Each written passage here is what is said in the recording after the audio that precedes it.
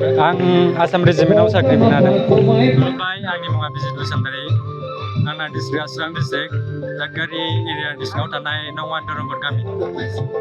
आं बे academy Assam physical एकाडेमियाव 10 month थानाय जादों। दा आं बे गिबियावनो बिथां सारखौ आंनि गोसो गोरबोनिफ्राय रोजा रोजा साबायखर जासियो। मानो होनबा बिथाङा गावनि जेनेबा मेंनो रोङि खस्थ'खौ लानानैबाबो जोंखौ फिजिकेलनिफ्राय लानानै रिटेननिफ्राय लानानै जोंखौ हेफाजाब खालामदों आरो थुलुंगा मटिभेसन होदों। बेनि थाखाय सारखौ आंनि गोसो गोरबोनिफ्राय रोजा रोजा साबायखर जासियो। मायाव साख्रि मोननो हादों? आं आसाम रेजिमेन्टआव साख्रि मोननो हादों। साबेसे मोनदों बेबाराव? गासै 8 जनानो जा 8 जन। बे एकाडेमिनि सोमोन्दै मा सुबिदा दं, माबायदि फोरोंथाय?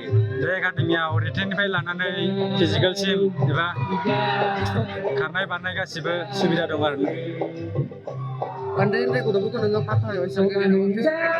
बेनोदि गामियाव थानाय एकाडेमियाव थानाया डिफारेन्ट ना, मानो होनबा गामियाव थायोब्ला गावनि गोसो बायदि एबा टाइम स्पेन्ड खालामो एबा प्रेक्टिसखौ मोजां गावनि गोसो टाइम टेबोल मथे खारनो हाया।